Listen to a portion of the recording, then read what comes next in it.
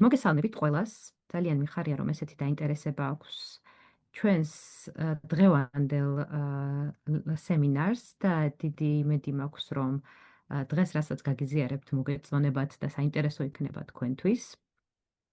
ახლა გავაზიარებ ჩემს ეკრანს და მითხარით თუ კი რაიმე არ იქნება, არ გამოჩნდება. ჩანს ხომ ჩემი ეკრანი? ჯერჯერობით არა, ველოდ. აი, გამოჩნდა გამოჩნდა? ბატონო. კი ბატონო. კი ბატონო, მოკლედ დღეს ვისაუბრებთ და ზოგადად ასე ვთქვათ, შევეხებით AI-ს და ან ხელოვნურ ინტელექტს, ასე ვთქვათ. AI-ზე დაფუძნებული პროექტების მართვა, თუმცა დღევანდელ ლექციაზე უფრო ფართოდ ვისაუბრებთ, რა არის AI, საიდან მოდის ეს ხელოვნური ინტელექტი და რამდენად არის დღესდღეობით ჩვენთან დაფუძნებული და ჩვენ ცხოვრებაში ყოველდღიურად გამოყენებადი ხელოვნური ინტელექტი, რას უნდა ველოდეთ მომავალში ხელოვნური ინტელექტისგან და სად ვართ და სად ვიქნებით სულ მალე. მე როგორც ლევანმა აღნიშნა, ვცხოვრობ სან-ფრანცისკოში და სან-ფრანცისკო არის AI-ს და ტექნოლოგიების უდიდესი ჰაბი, რაც იმას გულისხმობს, რომ ყოველდღიურობაში, დღის, ასე ვთქვათ, ყველაფერში ფაქტობრივად, რაც აქ სან-ფრანცისკოში ხდება, ყველაფერში აი იმდენად მარტივ ასპექტებშიც კი, რასაც არც კი მოელის ადამიანი. AI იმდენად აქამდე ჩემთვისაც და თქვენთვისაც დარწმუნებული ვართ, ყველა ვიყენებთ ChatGPT-ს და ყველას გამოგვიყენებია სხვადასხვა ტიპის AI ფუნქციები, თუმცა ჩვენ ტელეფონზე, როდესაც ვესაუბრებით და ვთხოვთ დაუშვათ iPhone-ი, ვისაც გაქვთ Siri-ს, რომ გითხრას დღეს როგორი ამინდია, იქნება ეს Microsoft-ის პროგრამები თუ Android-ის სხვადასხვა AI-ები, რომლებსაც ყოველდღიურად ვიყენებთ. აქ სან-ფრანცისკოში ბევრად უფრო გასამაგებულია ხელოვნური ინტელექტის გამოყენების ასპექტი. შესაბამისად, მე რომ აქ ჩამოვედი საცხოვრებლად, ძალიან დამაინტერესა ამ სფერომ და გადავწყვეტა, რომ უფრო მეტი შემესწავლა, თუ როგორ გამოიყენება AI დღესდღეობით და რას უნდა ველოდეთ AI-სგან სამომავლოდ. დარწმუნებული ვარ, რომ ყველა თქვენგანს ცხოვრების რაღაც მომენტში და რაღაც ასპექტში აუცილებლად ქონია შეხება AI-სთან. განსაკუთრებით დღევანდელობაში, როდესაც 21 საუკუნეში ვცხოვრობთ, არ წარმოუდგენელია, რომ დღევანდელ ცხოვრებაში ხელოვნური ინტელექტი ერთხელაც მაინც არ გქონდეს გამოყენებული. ის კი არა, უკვე იმდენად არის გაზრდილი ხელოვნური ინტელექტის გამოყენების საფუძვლები და ხელოვნური ინტელექტის გამოყენების მექანიზმები, რომ იგი ხდება ჩვენი ცხოვრების განუყოფელი ნაწილიც. მოდი დავიწყოთ, საიდან მოდის ხელოვნური ინტელექტი, რა კავშირშია ხელოვნური ინტელექტი ზოგადად საიდან დაიწყო ხელოვნური ინტელექტის აღმოცენება და საით მივყავართ. ყოველთვის როცა ხელოვნური ინტელექტზე არის ხოლმე საუბარი, ყველას გონია, რომ ხელოვნური ინტელექტი არის თანამედროვეობის წარმონაქმნი. ეს არის რაღაცა 10 წლის წინ გამოიგონეს ეს ხელოვნური ინტელექტი, კომპიუტერი როცა შეიქმნა, მერე შეიქმნა ეს ხელოვნური ინტელექტი და მერე განვითარდა და მერე ასე ვთქვათ, დაიხვეწა ეს სფერო. მაგრამ სინამდვილეში ხელოვნური ინტელექტთან დაკავშირებით, თუ რა იყო ხელოვნური ინტელექტი და ადამიანის სწრაფვა იმისკენ, რომ შექმნილიყო რაღაცა, რაც იქნებოდა ხელოვნურად დაპროგრამებული, რომელსაც იგივე აზრი, იგივე გონება, იგივე ფიქრი შეეძლებოდა როგორც ადამიანს, ჯერ კიდევ ძველ მითოლოგიებში არის ჩადებული. ერთ-ერთი ასეთი მითოლოგია გახლავთ, ბერძნული მითოლოგიები, როგორც მოგეხსენებათ და საქართველოში მით უმეტეს ძალიან გვიყვარს ხოლმე, როდესაც ხშირად ბერძნულ მითოლოგიებს ვიშველიებთ ჩვენი კონკრეტული თეორია იქნება თუ საკითხის გასამყარებლად და მეც არ ვიქნები გამონაკლისი. შესაბამისად, ხელოვნურ ინტელექტთან დაკავშირებით მითები და ლეგენდები ჯერ კიდევ ძველ ბერძნულ მითოლოგიაში პირველად იქნა, ასე ვთქვათ, ჩადებული. აი მაგალითად პირველი ერთ-ერთი მაგალითია იყო ტალოსი ბრინჯაოს მცველი, რომელიც იყო შექმნილი ხელოსანმა, ასე ვთქვათ, გამოძერწა ეს ფიგურა და იყო გიგანტური ბრინჯაოს რობოტი, რომელიც კუნძულ კრეტას იცავდა და იგი არის ნახსენები ძველი წელთაღრიცხვით 700 წელს, სადაც წარმოსახულია ეს ტალოსი, როგორც ეს გიგანტური რობოტი, რომელიც მტვრის ნავებს ესროდა უზარმაზარ, ასე ვთქვათ, უზარმაზარ ქვებს და ძირავდა, სანამ ისინი კუნძულ კრეტას მიაღწევდნენ. და დღევანდელობაში რო შევხედოთ ეს AI ტალოსი გამოიყენება როგორც უყურებთ მას როგორც ავტონომიური დამცველის ერთ-ერთ უძველეს წარმოდგენას. გარდა ტალოსისა, ჩვენთვის ყველასთვის კარგად ნაცნობი გახლავთ პანდორა. პანდორას ყუთი ალბათ ყველას გვექნება გაგონილი, რომ გახსნა პანდორამ და ამოუშვა 1000 უბედურება და ასევე იმედი და ეს მითი და ლეგენდა ყველასთვის ნაცნობია. თუმცა ამ ლეგენდაში ძალიან ხშირად გამორჩება თხოვნე ის ასპექტი, რომ პანდორა არ იყო დაბადებული, პანდორა იყო შექმნილი. და ძველ ბერძნულ მითოლოგიაში პანდორა მოიხსენება როგორც დღევანდელი გაგებით არის პირველი ხელოვნურად შექმნილი ქალი. და ეს ჰესიოდეს მითოლოგიაში არის შექმნილი, რომელიც შექმნა ჰეფესტოსმა, ღმერთმა და ზევსმა გააგზავნა ეს პანდორა კაცობრიობის დასასჯელად და ეს ისტორია ყველას გვახსოვს. შესაბამისად, პანდორა არ იყო დაბადებული, არც არავის შვილი არ იყო, იგი იყო შექმნილი ხელოვნურად, ღმერთების მიერ მქონდა მინიჭებული უნიკალური თვისებები, რომ იყო რაღაც ცბიერი, იყო მომხიბვლელი, იყო გამბედავი და სხვადასხვა ღმერთებმა სხვადასხვა თვისებები მიანიჭეს პანდორას იმისთვის, რომ მას შეეძლებოდა კაცობრიობის დასჯა. შესაბამისად, პანდორას თუ კი დღევანდელი გაგებით შევხედავთ, შეგვიძლია დავინახოთ, რომ იგი არის სწორედ ის რისკენაც მიისწრაფვის AI, რომ შექმნას ადამიანის ანალოგი ხელოვნური ინტელექტი. შესაბამისად, პანდორა არის კომპლექსური, მიზანმიმართულად შექმნილი ინტელექტუალური არსების უძველესი კონცეფცია და პირველი ხელოვნური ინტელექტის როგორც პიროვნების სახით წარმოდგენილი.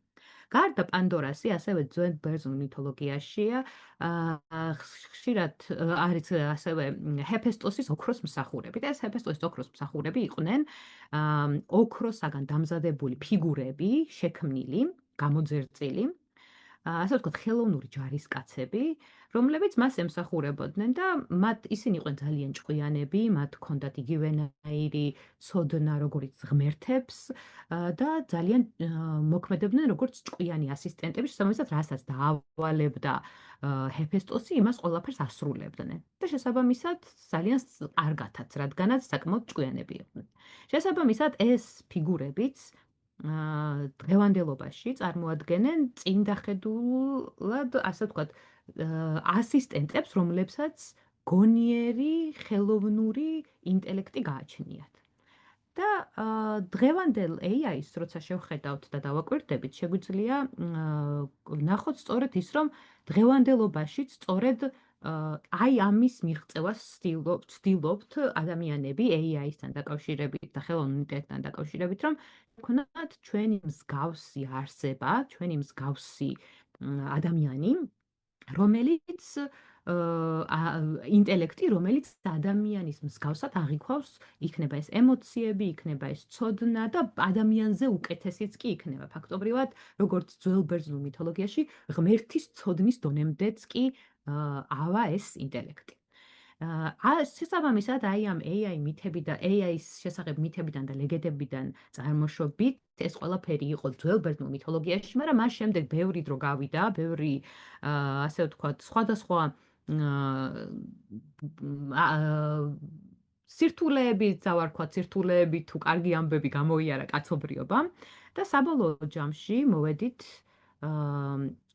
იმ ადამიანამდე, რომელიც ითვლება ხელოვნური ინტელექტის შექმნის მამად და ეს არის ჯონ მაკარტი. ჯონ მაკარტი იყო ამერიკელი კომპიუტერული მეცნიერებების მკვლევარი, რომელმაც პირველად გამოიყენა ტერმინი ხელოვნური ინტელექტი და ეს იყო 1955 წელს. ჯონ მაკარტი იყო სტენფორდის უნივერსიტეტის პროფესორი, რომელიც ძალიან აქტიურად მუშაობდა კომპიუტერულ მეცნიერებებზე, კომპიუტერულ ტექნიკაზე და მას შემდეგ რაც მან ძალიან მთელი თავისი ცხოვრება ფაქტობრივად კომპიუტერულ ტექნოლოგიებს მიუძღვნა, იგი ამტკიცებდა, რომ კომპიუტერს ჰქონდა ადამიანივით ფიქრისა და სწავლის უნარი. და ამბობდა, რომ თუ კი შესაბამისად დაპროგრამდება, შესაბამისი ინტელექტი გაღვივდება, კომპიუტერს შეუძლია ადამიანივით იფიქროს და ადამიანივით მიიღოს სხვადასხვა გადაწყვეტილებები. იგი იყო პირველი ადამიანი და პირველი მკვლევარი, რომელმაც 1956 წელს პირველად დააორგანიზა დორტმუნდის კოლეჯში AI-ის შესახებ პირველი კონფერენცია. ღონისძიება, რომელიც ხელოვნური ინტელექტის აკადემიური დისციპლინის ოფიციალურად დაბადებად ითვლება. შესაბამისად, AI, როგორც ხელოვნური ინტელექტი, როგორც ოფიციალური დისციპლინა, დაიბადა 1956 წელს ჯონ მაკარტის მიერ. და მას შემდეგ უკვე რაც უკვე AI-ის შესახებ, რაც უკვე ასე ვთქვათ, ჩაერთო ეს ტერმინი სამეცნიერო საზოგადოებაში და სამეცნიერო ცხოვრებაში, მეცნიერებმა უკვე დაიწყეს ფიქრი, თუ რამდენად შესაძლებელი იყო და რამდენად რეალური იყო ჯონ მაკარტის ასე ვთქვათ ეს ცნება, რამდენად შესაძლებელი იყო ხელოვნური ინტელექტის უშუალოდ მართლაც დაბადება. თუმცა სანამ ჯონ მაკარტამდე მივავალთ, აუცილებლად უნდა ვახსენოთ ალან ტიურინგი. და ალან ტიურინგი არის, არ ვიცი, ერთ-ერთი ალან ტიურინგი ითვლება კომპიუტერის შექმნის ერთ-ერთ მამად, კომპიუტერულ ტექნოლოგიების. და იგი იყო ბრწყინვალე ბრიტანელი მათემატიკოსი და კომპიუტერული მეცნიერი, რომელმასაც ძალიან დიდი წვლილი მიუძღვის კომპიუტერის როგორც ტექნიკის შექმნაში. და მან 1950 წელს შემოგთავაზა იმიტაციის თამაში, რომელიც არის ცნობილი როგორც ტიურინგის ტესტი და ამაზე ძალიან საინტერესო ფილმიც არის გადაღებული და თუ გაინტერესებთ, შეგიძლიათ რომ დაძებნოთ და ნახოთ ალან ტიურინგის ცხოვრებაზე და იმაზე როგორ შექმნა მან იმიტაციის თამაში.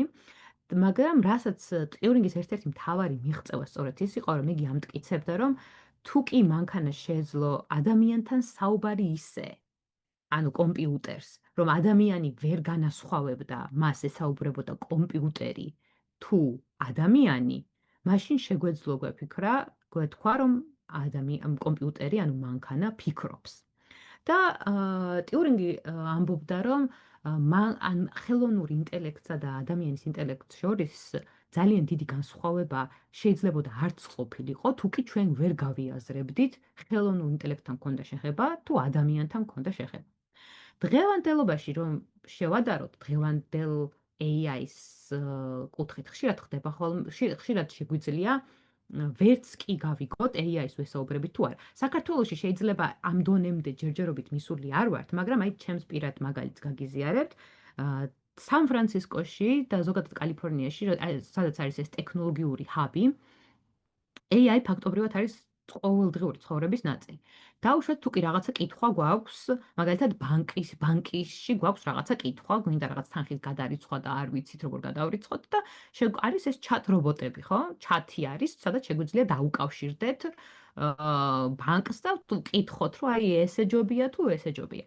როდესაც ამ ჩატს ვიყენებთ, მე მაგალითად ერთხელ იყო, როდესაც დამჭირდა ამ ჩატთან რაღაცა შეკითხვის დასმა და სანამ საბოლოოდ არ მითხრა, რომ ხომ არ დაგაკავშიროთო ადამიანთანო, მანამდე ვერ მივხვდი, რომ ეს რობოტს ვესაუბრებოდი, იმდენად მაღალ დონეზე არის AI ტექნოლოგიებია განვითარებული. ბოლოს რაღაცა ისეთი, ან კი რა თქმა უნდა AI-ის ხელოვნური ინტელექტი არ არის იქამდე, რომ ადამიანივით ჯერჯერობით გაქცეს პასუხი ყველაფერზე, თუმცა ძალიან ბევრ რამეში მე პირადად არ მართლა ვერ აღმოვაჩინე და ვერ გავყვავე, რომ ვესაუბრებოდი ასე ვთქვათ ხელოვნური ინტელექტს ამ ჩემს პრობლემაზე და არა ადამიანს, რომელიც იქიდან ჩეთიდან წერდა ამ პასუხებს. შესაბამისად, ალან ტიურინგის იმიტაციის თამაში და ეს ტესტი დღევანდელობაში რაღაც კუთხით მიღწეული არის, თუმცა არა 100%-ით. და ამაზეც ვისაუბრებთ რა არის ეს 100% რისი მიღწევაც ჩვენ გვინდა. შესაბამისად, ამ ტიურინგის თეორიამ ჩაუყარა საფუძველი ხელოვნური ინტელექტის, ამ იდეამ ხელოვნური ინტელექტის თეორიას და ფილოსოფიას და დაასვა ფუნდამენტური კითხვა შეუძლიათ თუ არა მანქანებს ფიქრი. და ეს კითხვა არის ერთ-ერთი ფუნდამენტური საფუძველი იმისა, რაზეც დგას მთელი ხელოვნური ინტელექტი. შეუძლიათ თუ არა და აქვთ უნარი თუ არა კომპიუტერს, იგივე მანქანებს, რომ იფიქრონ და განახორციელონ იგივე ტიპის მოქმედებები, რასაც ვახორციელებთ ჩვენ ადამიანები. შესაბამისად, AI-სთან დაკავშირებით AI-ს ძალიან დიდი გზა გამოიარა, ასე ვთქვათ, განვითარების. აი თუნდაც ახლა 1956 წლიდან, როდესაც პირველი კონფერენცია ჩატარდა და AI-ზე ფიქრი ფართო მასშტაბიანად დაიწყეს მეცნიერებმა,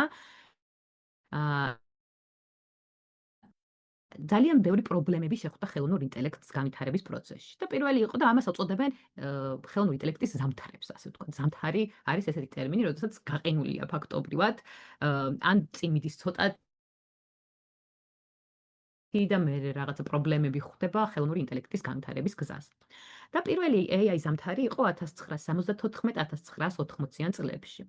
და ეს ზამთარი მოსდევს, როდესაც აი ამ 1956 წელს უკვე ენთუზიაზმით არიან ავსებული მეცნიერები, ფიქრობენ, რომ ძალიან საინტერესო აღმოჩენას გაუკეთეს საფუძველი და ამ დროს იწყება 1974 წელს პირველი AI ზამთარი და ეს არის ფაქტობრივად პაუზა, როდესაც ამ ენთუზიაზმმა ძალიან იკლო და შესაბამისად მიყუჩდა და მინელდა ამ ხელოვნურ ინტელექტზე ფიქრი.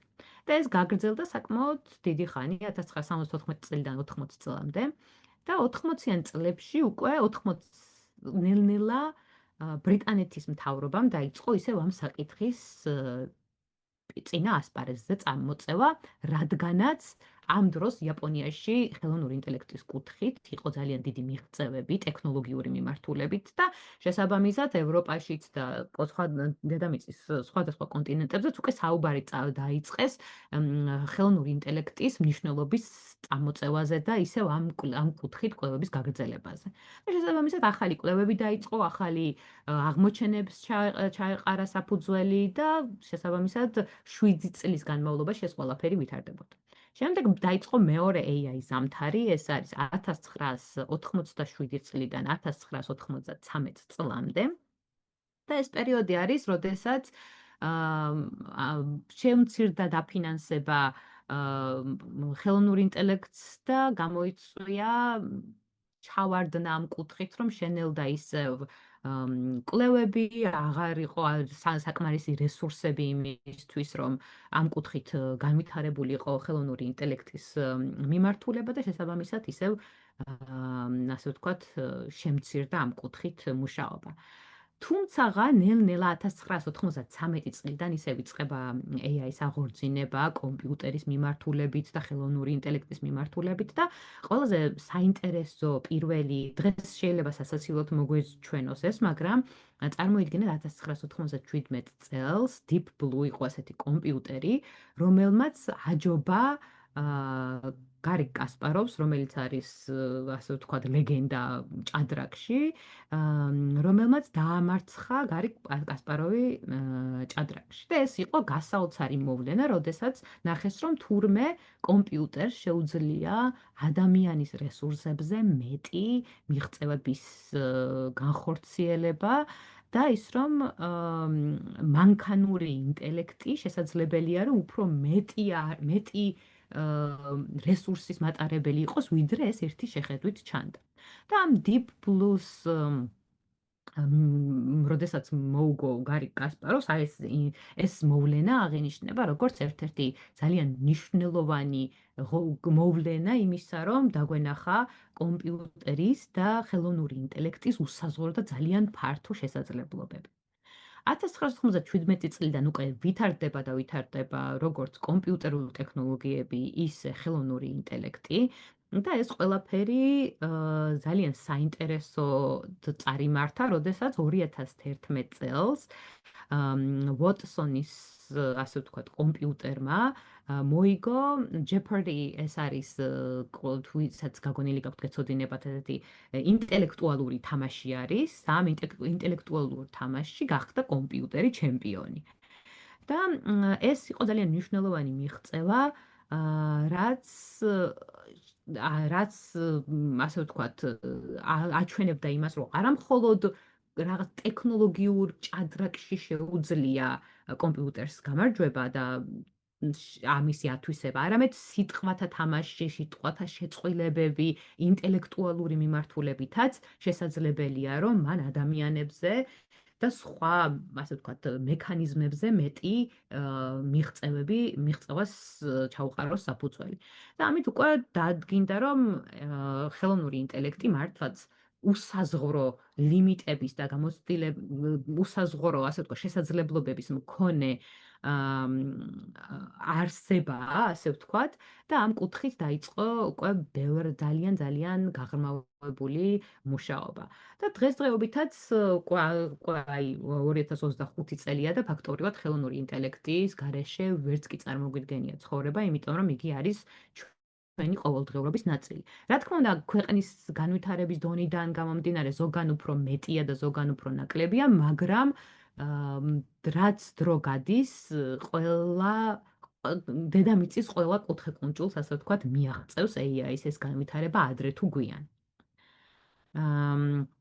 ხელოვნური ინტელექტი, როდესაც ვსაუბრობთ, ხელოვნური ინტელექტი ძალიან ხშირად, თუნდაც აი კინოებშიც გვექნებოდა ნანახი, რომ აი მაგალითად ტერმინატორი ყველაზე კარგი მაგალითია, როდესაც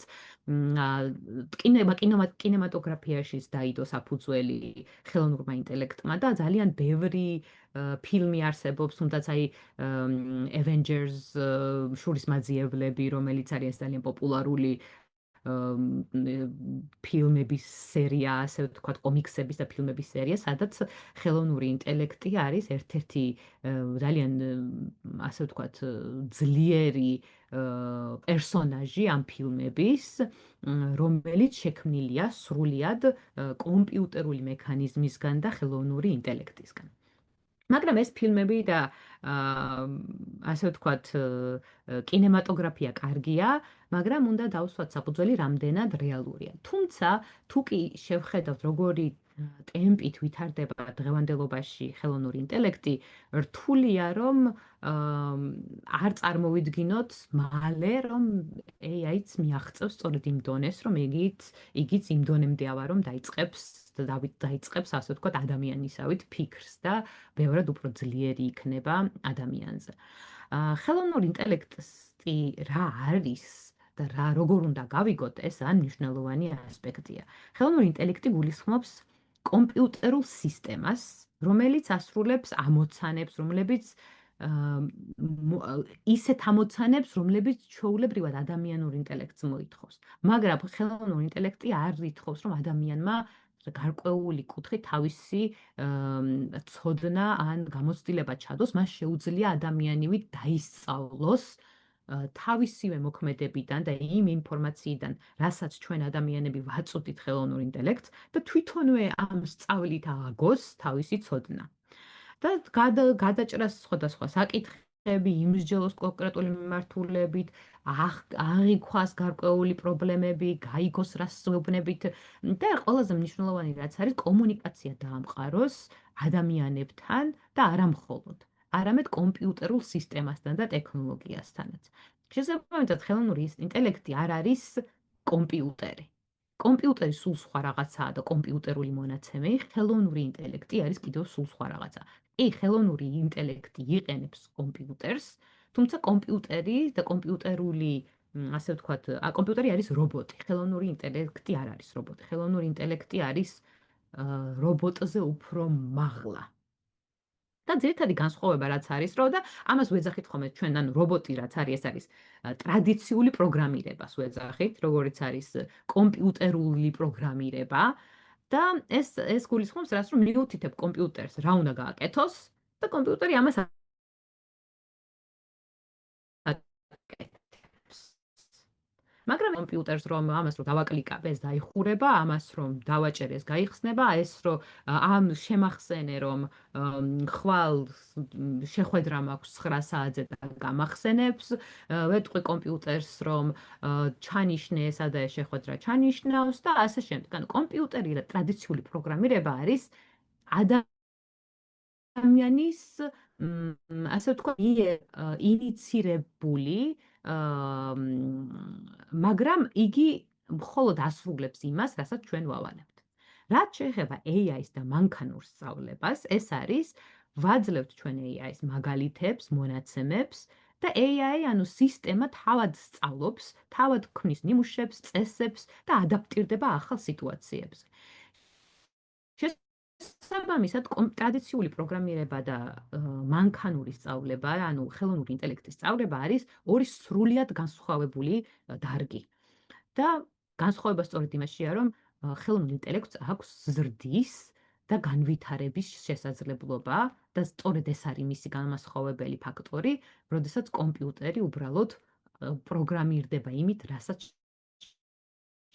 ჩვენ მივაწვევთ. კი, კომპიუტერი შეიძლება განვითარდეს და იყოს ძალიან მაღალ, ასე ვთქვათ, დონემდე ასული, მაგრამ იგი ვითარდება ჩვენით, ადამიანით, რომლებიც ამას ხელოვნურად ვაკეთებთ, ხოლო AI ამას აკეთებს თავისით. იმ მონაცემზე დაყრდნობით, რა თქმა უნდა, რომელიც ადამიანმა რაღაცა მონაცემები უნდა მიაწოდოს, მაგრამ მას არ ჭირდება შენი თქმა რა უნდა გააკეთოს, იგი თვითონვე ხვდება იმ მიწოდებული მონაცემებიდან რა იქნება საუკეთესო გამოსავალი სამომავლოდ. ან როგორ უნდა ადაპტირდეს რაღაცა კონკრეტულ სიტუაციაში. აი მაგალითად ეხლა ChatGPT-ს რო ავიღებთ ხოლმე და დარწმუნებული ვარ, ყველა ჩვენგანს გამოუყენებია ChatGPT რაღაც კუთხით. შეგვიძლია რომ უთხრათ რომ აი სიტყვაზე ავუხსნათ ჩვენი სიტუაცია და უთხრათ რომ აი ესა და ამას ვაკეთებ ესეთ და ესეთ პროექტს ან წერ ამას და ამას დავალებას და მჭირდება შენი დახმარება აი ამა და ამ კუთხით. ამას გეუბნებით რატომ რომ ძალიან ხშირად ჩვენ ChatGPT-ს და ChatGPT-ს მაგვარია ძალიან ბევრი AI სისტემა არსებობს. უბრალოდ ChatGPT ყველასთვის ცნობილია და მაგიტომ მომყავს მაგალითად, თუმცა მას გარდა არის ძალიან ბევრი მისივე მსგავსი ასე ვთქვათ, მექანიზმები, ხელოვნური ინტელექტები, რომლებიც სხვადასხვა ფუნქციას ასრულებენ. არსებობენ, აი მაგალითად ეხლა სან-ფრანცისკოში არის აი უამრავი, ძალიან ბევრი და კომპანიები არის შექმნილი, რომელიც უშუალოდ ამ ხელოვნურ ინტელექტებზე მუშაობენ და არის ნებისმიერ ტიპით, რაც გაგეხარდებათ, კუთხით შექმნილი ხელოვნური ინტელექტი.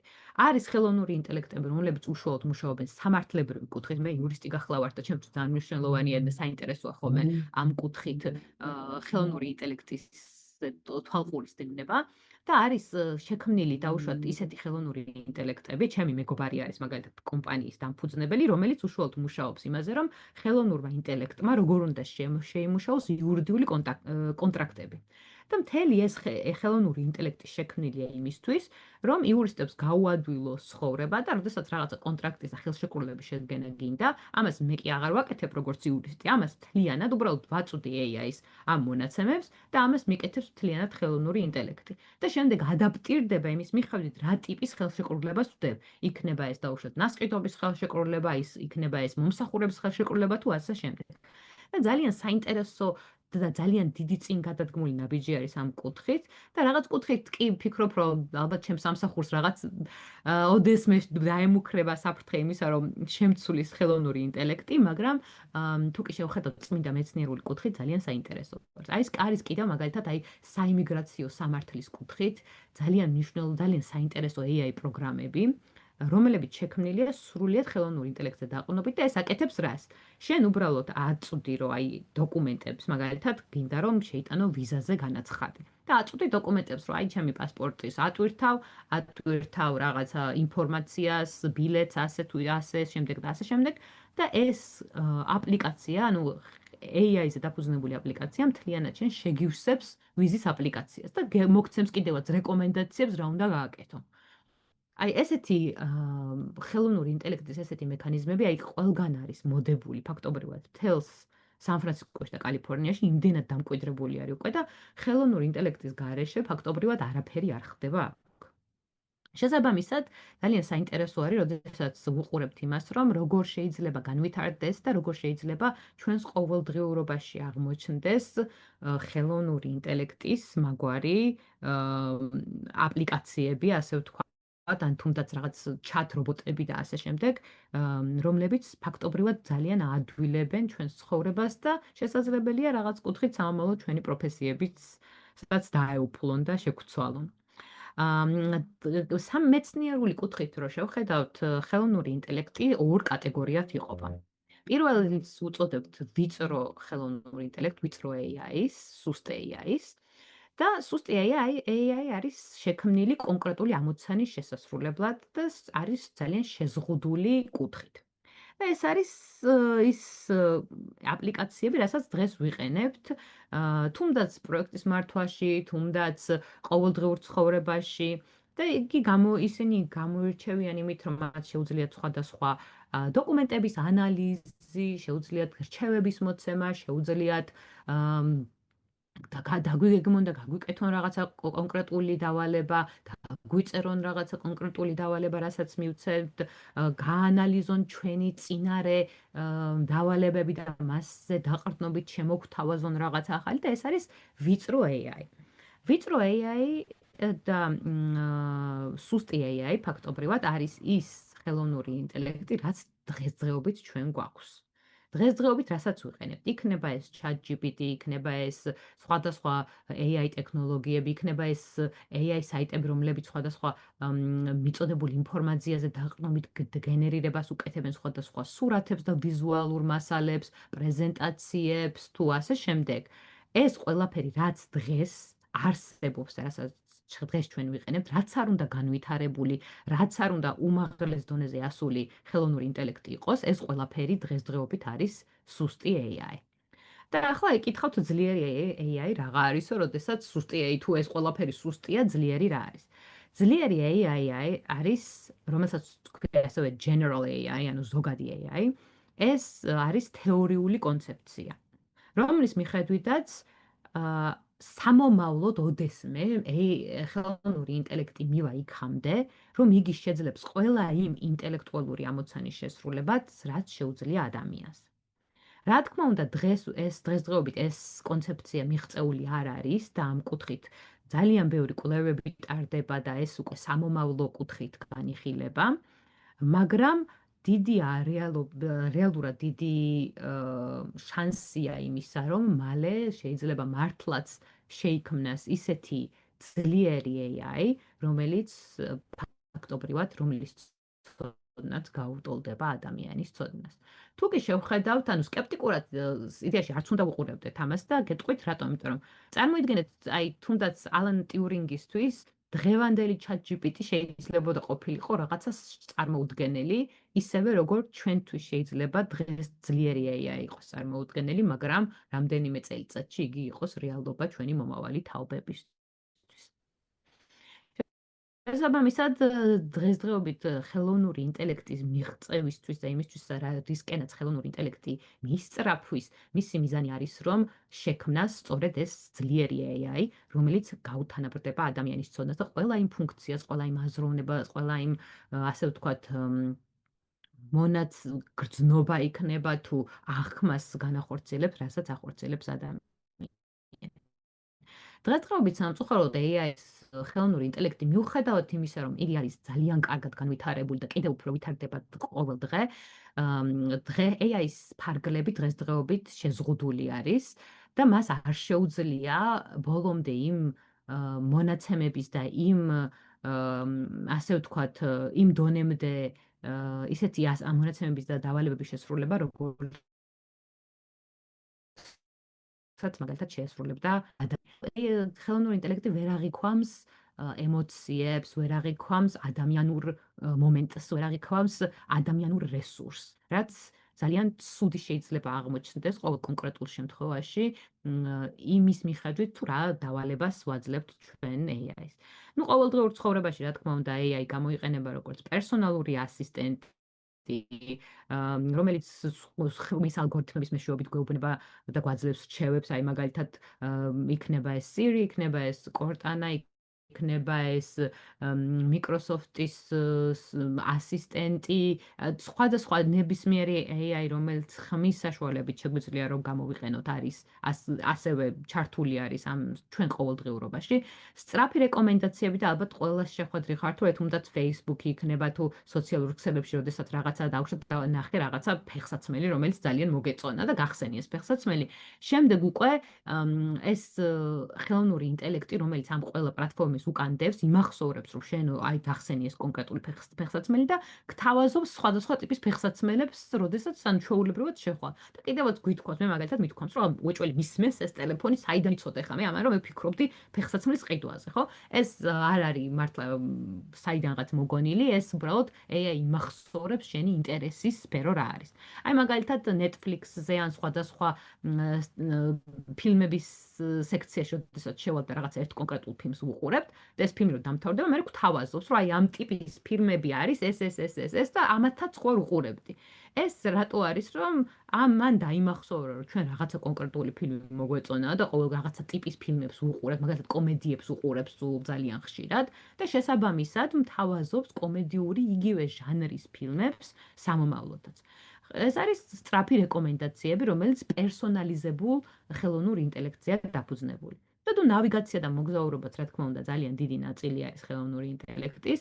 აი, სან-ფრანცისკოში მაგალითად არის ჩემთვის ერთ-ერთი უსაყვარლესი და ყოველთვის აღფრთოვანებული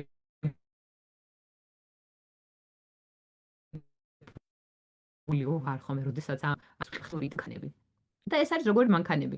ჩვეულებრივი ტაქსი არის, რომელსაც არავინ არ მართავს, რომელიც თავისი დადის ქალაქში. და ეს აპლიკაციას გადმოიწერ ტელეფონში, ტელეფონით გამოიძახება, როგორც საქართველოში როგორც გქონდეს ეს Bolt-ი, Yandex-ი და ესეთი ტაქსები, ზუსტად იგივე ტიპის აპლიკაცია. გამოიძახებ და ეტყვი რომ მივდივარ დავუშვათ ვაკიდან საფურთალომდე და მოვა მანქანა, რომელიც იმართება თავისით. ანუ ძღოლიში გარავინ არ ზის და ჩაჯდები მარტო შენ და ეტყვი მანქანას, რომ აი აქედან აქამდე წამიყვანე. ყველაზე საინტერესო არის, რომ მანქანა გესაუბრება თან ამ პროცესში და გეუბნება, აი მაგალითად, ხო არ გიგისურვებდი აი მუსიკის ჩართვას, ხო არ გინდა რომ შენი ტელეფონი მივაერთოთ ამ მანქანაზე და შენი მუსიკებს მოусმინო, ან მე თვითონ შემოგთავაზებს და გეტყვის, რომ აი ამ მუსიკებიდან აირჩიე, რომელი გინდა რომ მოусმინო სანამ გზავრობ. თუ დაუშვათ შენი მეგობარი დაინახე ქუჩაში და გინდა რომ ჩაისვა და ერთად წახვიდეთ სადმე. ეტყვი ამ მანქანას, რომ აი გამიჩერე აქ გვერდით, გაგიჩერებს, ჩაისვავ მეგობარს და აგწევებს. ეს არის აი ჩემთვის იყო ძალიან საოცარი, რამდენად ხელმისაწვდომია ეს ტექნოლოგია დღესდღეობით ნებისმიერი ადამიანისთვის. მე ჩვეულებრივ ადამიანს ყოველ წუთს ნებისმიერ დროს შემიძლია გამოვიძახო ეს ტაქსი და ამ ტაქსით ვისარგებლო. რომელიც არის საკმაოდ ძალიან უსაფრთხო, ძალიან კომფორტული და ფაქტობრივად აღარ მოგინდება ცუდად არ გამიგოთ და ორ დიპლომიან ტაქსისტებთან ერთად გზავრობა, რადგანაც ამ მანქანამ ასე ვთქვათ, ჩაანაცვლა ყველაფერი კონკრეტულად ჩემთვის და მფიქრობ, რომ ეს სხვა ქალაქში როცა გადავალ საცხოვრებლად, სან-ფრანცისკოს აი ეს ტაქსები იქნება ჩემთვის ეს ერთ-ერთი ყველაზე ძალიან დიდი დანაკლისი, რომელიც ასე ვთქვათ, გასაოცარი არის ყოველ შემთხვევაში და დარწმუნებული ვარ ძალიან მალე თბილისამდეც ჩამოაღწევს ეს, იმიტომ რომ დღეს სან-ფრანცისკოში არის ახალი, მაგრამ ხვალ უკვე აღარ იქნება და ხვალ მსოფლიოს სხვა ნაწილებში იქნება უკვე ეს მანქანები ხელმისაწვდომი ნებისმიერი ადამიანებისთვის, როგორც აქ არის. შესაბამისად, გეტყვით იმას, რომ AI იმდენად უკვე არის ჩვენი ყოველდღიურობის ნაწილი, რომ მის გარეშე ცხოვრება ყოველ შემთხვევაში შეუძლებელი არის, აი უფრო ისეთ განვითარებულ ქალაქებში და AI-ზე ორიენტირებულ ქალაქებში, როგორც მაგალითად სან-ფრანცისკოა და აქ მე მგონი AI რო არ არსებობდეს, შეიძლება ქალაქმა ნორმალურად ფუნქციონირება ვერც განახორციელოს. კი ბატონო. მოდი ამ AI ტერმინებზე აღარ გადავალ და აქ შევჩერდეთ, რადგანაც მე მგონი ჩვენი დროც იწურება და არ მინდა რომ მე იას ასე ვთქვათ კომპეტენციაში შევიჭრა და მას რისი თქმაც უნდა დღევანდელ ლექციაზე ამას ეს გადავფარო. ძალიან დიდი მადლობა ყველას და იმედი მაქვს რომ გაგიზიარეთ რაც შემეძლო ხელოვნური ინტელექტის შესახებ. ეს არის ძალიან მწირი ინფორმაცია, რისი გაზიარებაც შემიძლია, თუმცა იმას გეტყვით, რომ ხელოვნური ინტელექტი რაც უფრო ღრმად სწავლობ და რაც უფრო ბევრ ამის მიგებ, მით უფრო ვხვდები, რამდენად ასე ვთქვათ, გასაოცარი მოვლენების წინაშე ვართ დღესდღეობით 21 საუკუნის ადამიანები და კიდევ რამდენად ბევრად უფრო გასაოცარი მოვლენების წინაშე ვიქნებით სულ ცოტა ხანში სამომავლოდ.